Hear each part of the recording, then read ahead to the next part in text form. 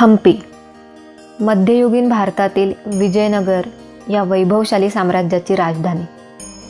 हम्पी हे कर्नाटकातील बेल्लारी जिल्ह्यात स्थित एक अतिशय सुंदर आणि ऐतिहासिक गाव आहे। या ठिकाणी केवळ आपल्या देशातूनच नाही तर जगभरातील सर्व पर्यटक येतात। अतिशय विकसित असे पर्यटन स्थळ हे इतिहासाच्या पानांमध्ये उपस्थित असलेल्या सर्वात समृद्ध साम्राज्यांपैकी एक आहे। तुंगभद्रा नदीच्या दक्षिणेला वसलेले हम्पी सुंदरच नाही तर इतिहासाने समृद्ध आहे। हम्पी हे 7व्या शतकातील विरूपाक्ष मंदिर, विठ्ठल मंदिर आणि दगडी रथांसाठी प्रसिद्ध आहे। चला तर मग आपण आता चाललोय हम्पीला भेट देण्यासाठी। तुम्ही सुद्धा हम्पीला भेट देण्याचा विचार करत असताल तर हम्पीला भेट देण्यासाठी जरुरी असणाऱ्या सर्व गोष्टींची माहिती तुम्हाला या व्हिडिओमध्ये सांगणार आहोत। नमस्कार मंडळी, मी कादंबरी आणि आमच्या परमाबोली या यूट्यूब चॅनलवर आपले पुन्हा एकदा सहर्ष स्वागत। तर मंडळी, आमची जी हम्पी बदामीची सहल ही सिरीज सुरू आहे, या भागातील आधीच्या व्हिडिओला आपण भरभरून प्रतिसाद दिलेला आहे आणि आता या व्हिडिओमध्ये आपण हम्पीची सर्व डिटेलसहित माहिती बघणार आहोत। तुम्हाला जर आमचे व्हिडिओज आवडत असतील तर आमच्या चॅनलला नक्की सबस्क्राईब करा, व्हिडिओ लाईक करा आणि शेअरसुद्धा करा। चला तर मग सुरू करूया आपल्या हम्पीच्या सहलीला। तर मग आता हम्पीला नक्की पोहोचायचं कसं? हम्पी हे जरी विकसित पर्यटन स्थळ असेल तरी सुद्धा आपण येथे थेट पोहोचू शकत नाही आणि याचं कारण म्हणजे हे हेरिटेज शहर मूळ स्थितीत टिकवून ठेवणे हाच याचा मागचा एकमेव उद्देश आहे। इथल्या भग्नावस्थेत असलेल्या आपला गौरवशाली भूतकाळ जपण्याचा हा एक विचारपूर्वक उपक्रम राबवलेला आहे। त्याच्यामुळे हम्पीला पोहोचण्यासाठी आपल्याला त्याच्याजवळ असणाऱ्या हॉस्पेट या ठिकाणी जावे लागते। हॉस्पेटला जाण्यासाठी पुणे आणि मुंबईवरून खूप साऱ्या ट्रॅव्हल्स आणि बसेस अवेलेबल आहेत। त्याच्या व्यतिरिक्त हॉस्पेटला रेल्वे स्टेशनसुद्धा आहे आणि जर आपल्याला हवाई मार्गे म्हणजे विमानाने जायचं असेल तर बेल्लारी हे देशांतर्गत म्हणजे डोमेस्टिक विमानतळ आहे आणि बेंगलोर हे इंटरनॅशनल एअरपोर्ट आंतरराष्ट्रीय विमानतळ आहे। किंवा आपण जर स्वतःची गाडी घेऊन जाण्याचा विचार करत असाल तर पुणे ते हम्पी हे साधारण 600 किलोमीटरचे अंतर आहे। पुणे, कोल्हापूर, बेळगाव, बदामी आणि हम्पी असा साधारणतः प्रवास मार्ग आहे किंवा पुणे, सोलापूर, विजापूर, बदामी आणि हम्पी असा प्रवास सुद्धा करता येईल। हम्पीला भेट देण्यासाठी सर्वोत्तम वेळ म्हणजे ऑक्टोबर ते फेब्रुवारी दरम्यान। फेब्रुवारीनंतर उन्हाळा जास्त असल्याने येथे खूप ऊन चढत जाते। त्या व्यतिरिक्त कर्नाटकातील 2 महत्त्वाचे उत्सव म्हणजे विरूपाक्ष मंदिर कार महोत्सव आणि पुरंदरदास आराधना संगीत महोत्सव हे साधारण जानेवारी किंवा फेब्रुवारीमध्ये असतात। त्याच्यामुळे हे उत्सव नक्की कधी आहेत याच्या तारखा बघून आपण हम्पीची भेट जर ठरवली तर आपल्या सहलीमध्ये आणखी एक गोष्ट किंवा एक अनुभव आणखी आपल्याला मिळत जाईल। तर या ठिकाणी राहायचे कुठे? हम्पीला भेट देताना आपण 3 मुख्य ठिकाणी राहू शकतो। सर्वात पहिले हॉस्पेट, येथे राहण्याच्या उत्तम आणि खूप साऱ्या सोयीसुविधा उपलब्ध आहेत। त्याच्यानंतर हिप्पी आयलंड, येथे सुद्धा काही प्रमाणात राहण्याची सोयी आहे। तसेच हम्पी या ठिकाणी सुद्धा काही प्रमाणामध्ये राहण्याची सोय असल्याने आपण तिथेही राहू शकतो। साधारण या सर्व ठिकाणी राहण्याचा खर्च जो आहे तो 1000 ते 3000 एका रात्रीसाठी एवढा आहे आणि हम्पी पर्यटनाच्या दृष्टीने संपूर्णपणे विकसित झालेल्या असल्याने तेथे आपल्याला राहण्याची, फिरण्याची कोणत्याही प्रकारची गैरसोय कधीही होत नाही।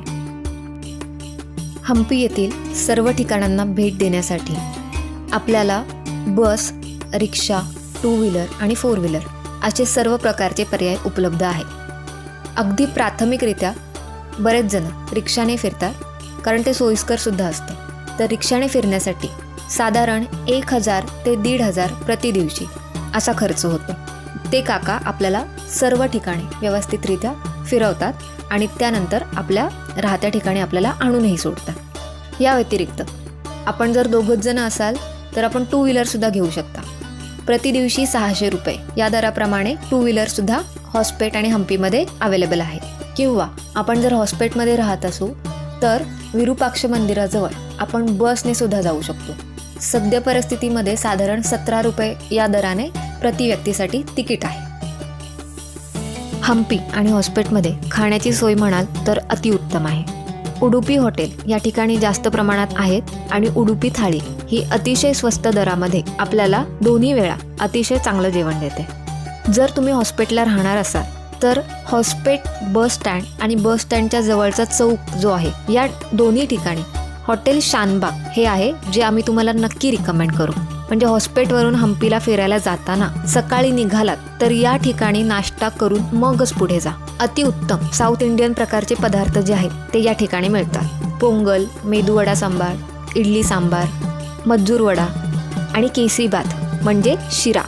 अतिशय उत्तम, अतिशय छान. या ठिकाणी पोटभर नाश्ता करा आणि त्याच्यानंतरच पुढच्या प्रवासाला सुरुवात करा. तर या ठिकाणच्या प्रवासाची, राहण्याची सोय आणि खाण्याची सोय ही सर्व माहिती जी आहे ती आम्ही तुम्हाला डिस्क्रिप्शन बॉक्समध्ये दिलेली आहे. चला तर मग सुरू करूयात आपल्या हम्पीच्या प्रवासाला. हम्पी शहराची विभागणी ही साऊथ हम्पी म्हणजे दक्षिण हम्पी आणि नॉर्थ हम्पी म्हणजे उत्तर हम्पी अशा भागांमध्ये केलेली आहे. जर तुम्ही 3 दिवसाची हम्पीची ट्रिप प्लॅन करणार असाल तर त्यातले 2 दिवस हे नक्की साऊथ हम्पीसाठी ठेवा आणि 1 दिवस नॉर्थ हम्पीसाठी ठेवा. आणि अगदी जर तुम्ही 2च दिवसांची ट्रिप प्लॅन करणार असाल तर एका दिवसात साऊथ हम्पी आणि एका दिवसात नॉर्थ हम्पी असेही करू शकता. चला तर मग आता खरोखरच सुरुवात करूयात आपली प्रेक्षणीय स्थळे पाहण्यासाठी. सर्वात पहिले आपण पाहणार आहोत विजय विठ्ठल मंदिर, ज्याच्या वर्णनालाही शब्द थिटे पडतील असे अतिसुंदर पाषाणातून घडवलेले अनमोल रत्न म्हणजे विजय विठ्ठल मंदिर. विष्णूचेच रूप असलेल्या विठ्ठलाचे हे मंदिर विजयनगरचा राजा देवराय दुसरा याने इसवी सन 1422 ते 1446 मध्ये बांधले. पुढे कृष्णदेवराय यांनी या मंदिर स्थापत्यात बरीच भर घातली. विविध व्यालशिल्पे इथे आहेतच, परंतु अत्यंत बारकाईने आणि कलाकुसरीने येथील प्रत्येक खांब हा कोरलेला आहे. याच मंदिरात संगीताचे खांब देखील आहेत, जे खरोखरच खूप आकर्षक आहेत. त्या व्यतिरिक्त या मंदिराचे एक प्रमुख आकर्षण म्हणजे येथील सुंदर कोरीव दगडी रथ. विजय विठ्ठल मंदिराच्या बाहेर एक दगडी रथ आहे, ज्याला गरुड रथ असेही म्हणतात. विष्णूचे वाहन गरुड म्हणून येथे गरुडासाठीचा एक महाल बांधण्यात आलेला आहे आणि तोच हा गरुड रथ. याच रथाचे चित्र आहे जे आपल्या 50 रुपयाच्या नोटेवर आपल्याला पाहायला मिळते. विजय विठ्ठल मंदिरापासून विरूपाक्ष मंदिराकडे जाताना मागच्या बाजूच्या रस्त्याला आपल्याला अनेक मंदिरे लागतात. त्यामध्येच आपल्याला अच्युतराय मंदिर हे सुद्धा पाहायला मिळते. अच्युतराय मंदिर सुमारे इसवी सन 1534 बांधले गेले. मतंग टेकडी आणि गंधमदन टेकडी यामध्ये हे मंदिर वसलेले आहे. भगवान विष्णूचा अवतार मानला गेलेल्या तिरुवेंगलनाथ यांना समर्पित केलेले हे मंदिर अत्यंत भव्य आणि आकर्षक आहे. अच्युतराय मंदिरापासून पुढे आलं की आपल्याला एक मोठे कोंदड राम मंदिर दिसते. काळ्या पाषाणातील राम, लक्ष्मण आणि सीता यांच्या मूर्त्या येथे पाहण्याजोग्या आहेत. या मंदिराजवळच तुंगभद्रा नदीच्या किनारी आपण कोरॅकल राईड सुद्धा करू शकतो. इथूनच पुढे आता आपण जाणार आहोत विरूपाक्ष मंदिराच्या दिशेने. विरूपाक्ष मंदिर हे भाविकांचे प्रमुख श्रद्धास्थान आहे. हे मंदिर शिवाला अर्पित केलेले आहे आणि याच मंदिराला पंपापत्ती मंदिर असेही म्हणतात. भारतातील सर्वात जुन्या कार्यशील मंदिरांपैकी हे एक आहे. या मंदिराचे प्रमुख आकर्षण म्हणजे मंदिराबाहेर असलेले गोपूर. पूर्वाभिमुख असलेल्या उत्तुंग अशा गोपुरातून मंदिरात प्रवेश करता येतो. साधारण 160 फूट उंच आणि 9 मजल्यांचे हे गोपूर म्हणजे हम्पीची शान आहे आणि त्यावरील नक्षीकाम हे निव्वळ अप्रतिम आहे. मंदिरामध्ये सगळीकडे भिंतीवर आपल्याला देवी देवतांच्या मूर्त्या दिसतात. श्रीराम, श्रीकृष्ण, भगवान विष्णू आणि भोलेनाथ यांच्या विविध अवतारांच्या कथा या ठिकाणी कोरलेल्या आहेत. गोपुरातून आत आल्यावर लक्ष्मी नावाची हत्तीन हिचे आपल्याला दर्शन होते. ही हत्तीन आपल्याला आशीर्वादही देते. त्या व्यतिरिक्त याच मंदिराच्या आवारात पंपादेवीचे मंदिर आहे आणि येथील आणखी एक प्रमुख आकर्षण म्हणजे मंदिराच्या मागच्या बाजूला त्या काळचे पिनहोल कॅमेरा तंत्र जे आहे ते आजही आपल्याला या ठिकाणी पाहायला मिळते. विरूपाक्ष मंदिराच्याच बाजूला आपल्याला हेमकूट मंदिर समूह पाहायला मिळतो.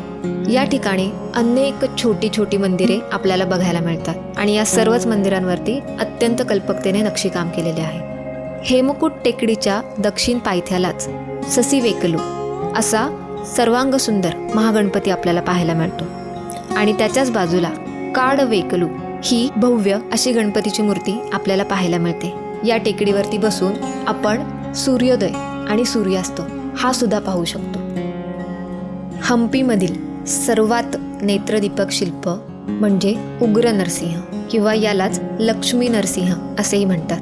अंदाजे 6.5 मीटर म्हणजे जवळजवळ 20 फूट उंच अशी एकाच पाषाणातून कोरून काढलेली ही नरसिंहाची मूर्ती आपल्याला पाहायला मिळते. उग्र नरसिंहा शेजारीच काही पायऱ्या उतरून गेल्यावर बदवलिंग नावाचे एक शिवमंदिर आहे. मंदिरात एक पाषाणी शिवलिंग पाहायला मिळते. या मंदिरात सर्वत्र पाणी भरलेले आहे. क्वीन्स बाथ म्हणजेच राणीचे स्नानगृह. हम्पी येथील राजघराण्यातील स्त्रियांसाठी असलेले हे स्नानगृह आयताकृती आहे. इथे एक विहीर असून त्यात उतरण्यासाठी पायऱ्या बांधलेल्या आहेत. इथूनच पुढे गेल्यावर आपल्याला महानवमी डिब्बा नामक वास्तू पाहायला मिळते. असे म्हणतात याच ठिकाणी पूर्वीच्या काळी सैन्य संचालन किंवा लष्करी कवायत करत असत. याच प्रांगणात पुढे आपल्याला पुष्करणी पाहायला मिळते. पुष्करणी म्हणजेच खूप पायऱ्या असणारी विहीर. अतिशय आकर्षक आणि अतिशय नक्षीबद्ध अशी पायऱ्यांची विहीर ही हम्पी येथील एक प्रसिद्ध ठिकाणांपैकी एक आहे. ही प्रसिद्ध पुष्करणी साधारण 100 वर्षापूर्वी उत्खननामध्ये सापडलेली असावी असा एक अंदाज सांगितलेला आहे. रामायणाच्या लोकप्रियतेचे प्रतीक म्हणजे हम्पी येथे असलेले हजार राम मंदिर. या मंदिराचे वेगळेपण हे त्याच्या नावापासूनच सुरू होते. रामाची अक्षरशः हजारो शिल्पे या मंदिरावर आपल्याला कोरलेली पाहायला मिळतात. रामायणातील अनेक प्रसंग, विविध कथा येथे आपल्याला बघायला मिळतात. हत्तीखाना म्हणजेच गजशाळा. विजयनगरचे साम्राज्य त्या काळी एक प्रबळ साम्राज्य म्हणून ओळखले जाई आणि हम्पी येथील हत्तीखाना हा याचेच प्रतीक आहे. लष्करातील हत्तींसाठी हम्पी येथे एक सुसज्ज वास्तू बांधण्यात आलेली आहे. इथूनच पुढे आपल्याला एक अतिशय सुंदर आणि कलाकुसरपूर्वक वास्तू पाहायला मिळते. ती म्हणजे कमल महाल. या महालाचा आकार हा कमळाच्या फुलासारखा आहे, म्हणूनच याला कमल महाल किंवा लोटस महाल असेही म्हटले जाते. खास इंडो अरेबिक शैलीमध्ये बांधलेली ही वास्तू असे म्हणतात राजपरिवारातील स्त्रियांच्या विश्रांतीसाठी बांधण्यात आलेली होती. सर्व थकवा दूर करण्यासाठी आपण पाहायला जातोय सूर्यास्त. हम्पीमधील मातंगा हिल म्हणजेच मातंगा टेकडी हे सूर्यास्त पाहण्यासाठीचं अतिशय उत्तम आणि योग्य ठिकाण आहे. या टेकडीवर जाऊन बसावं आणि निवांतपणे मावळत्या सूर्याचं दर्शन घ्यावं. संपूर्ण शरीराचा दिवसभराचा थकवा निघून जातो आणि त्या क्षणी आपली त्या दिवशीची सहल ही सुखकर झालेली असते. आपण दिवसभरात कोणती कोणती ठिकाणे फिरलो आणि कुठे कुठे गेलो हे या टेकडीवरून आपल्याला सहज पाहायला मिळते. एखादं ठिकाण आपल्याला दिसतंय पण आपण त्या ठिकाणी गेलो नाही असं जर आपल्याला वाटलं तर दुसऱ्या दिवशी उठून त्या ठिकाणी आपण अगदी सहजपणे जाऊ शकतो. दुसऱ्या दिवशी आता आपण जाणार आहोत नॉर्थ हम्पी म्हणजेच हिप्पी साईड येथे. अनेगुंदी गावातून आपण आता जाणार आहोत अंजनेयाद्री या ठिकाणी. अंजनीय टेकडी हेच ठिकाण हनुमानाचा जन्म ठिकाण म्हणून ओळखले जाते. हनुमान हा अंजनीचा पुत्र म्हणूनच तो अंजनेय म्हणूनही ओळखला जातो आणि म्हणूनच या ठिकाणाला अंजनेय हे नाव पडलेले आहे. या टेकडीवर हनुमानाचे एक छोटेसे पण टुमदार मंदिर आहे. टेकडीवर जाण्यासाठी पायऱ्या आहेत आणि साधारण अर्ध्या तासात आपण टेकडीवरती पोहोचतो. दुथडीवरून वाहणारी तुंगभद्रा नदी आणि तिच्या पलीकडचे विजयनगरचे वैभव आपल्याला या टेकडीवरून अतिशय सहजरित्या पाहायला मिळते. हनुमानाचे दर्शन घेऊन आता आपण जाणार आहोत लक्ष्मीचे दर्शन घ्यायला. हे लक्ष्मीचे मंदिर पंपा सरोवराच्या काठावर आहे. प्रभू श्रीरामांनी शबरीची बोरं याच ठिकाणी खाल्ली होती अशी आख्यायिका इथे सांगितली जाते. इथे एक शिवाचे मंदिर आहे आणि दुसरे लक्ष्मीचे. इथूनच आपण सानापूर लेक या ठिकाणी जाऊ शकतो. याच ठिकाणी कोरॅकल राईडही करता येते. साधारण प्रति व्यक्ती 500 रुपये या दराने आम्ही सुद्धा तिथे कोरॅकल राईड केली आणि कोरॅकल राईडचा मनमुराद आनंद लुटला. या ठिकाणून आता आपण पुढे जाणार आहोत एका देवीच्या मंदिरात, दुर्गा टेम्पल. आणि याच ठिकाणी वाली केव्स म्हणजे वालीची गुफा ही सुद्धा आहे. या गुहेबाहेरच आपल्याला एक नवग्रह मंदिर, अतिशय सुंदर आणि नवग्रह स्थित असलेले हे मंदिर आपल्याला पाहायला मिळते. याच ठिकाणी सर्व भाविकांची जेवणाची सोय ही सुद्धा केली जाते. अगदी रोज हजारोंच्या संख्येने येथे भाविक जे आहेत ते प्रसादाचा लाभ घेण्यासाठी येत असतात. इथूनच पुढे आपल्याला एक गणपती मंदिर सुद्धा लागते. चिंतामणी मंदिर असे या मंदिराचे नाव आहे. चिंतामणीचे दर्शन घेऊन आता आपण निघणार आहोत आपल्या परतीच्या प्रवासाला पुन्हा एकदा हॉस्पिटलला जाण्यासाठी. हम्पी येथे भेट दिल्यानंतर येथून आठवण म्हणून आपल्यासाठी आपण काहीतरी घेतलेच पाहिजे. इथली एक खासियत तुम्हाला सांगते. येथे ठिकठिकाणी आपल्याला पाषाणात कोरलेल्या अनेक कलाकुसरीच्या वस्तू पाहायला मिळतात. त्यातीलच एक स्टोन चॅरियट आम्ही सुद्धा घेतले. या व्यतिरिक्त आपल्या सर्वांना तर माहितीच आहे की साऊथ इंडियन म्हणजे रस्सम सांबार ही इथली स्पेशालिटी झाली. त्याच्यामुळे हम्पीमधून येताना आपण तिथला विशेष असा सांबार मसाला आणि रस्सम मसाला नक्कीच घेऊ शकतो. चला तर मंडळी, तुम्हाला कशी वाटली ही आपली हम्पीची सहल? या हम्पीच्या सहलीचा एकंदरीत सर्व खर्च जो आहे तो तुम्हाला डिस्क्रिप्शन बॉक्समध्ये दिलेला आहे. त्या व्यतिरिक्त तुम्हाला जर काही प्रश्न असतील तर तुम्ही आम्हाला कमेंट बॉक्समध्ये नक्की विचारू शकता. तसेच आपली बदामी ते हम्पी ही सिरीज तुम्हाला कशी वाटली हे आम्हाला कमेंट बॉक्समध्ये नक्की कळवा. आणि हो, हा या सिरीजचा शेवट नाही बरं का. आत्ता आपण हम्पीमध्ये कुठे कुठे फिरायचं या स्थळांची माहिती पाहिली, परंतु या सर्व ठिकाणांची ऐतिहासिक माहिती अजूनही आपल्याला जाणून घ्यायची आहे. आणि त्यासाठी तुम्हाला बघायचा आहे आमचा पुढचा व्हिडिओ. पुढचा व्हिडिओ बघण्यासाठी पुन्हा एकदा आठवण करून देते, परमा बोली या चॅनलला नक्की सबस्क्राईब करा. धन्यवाद.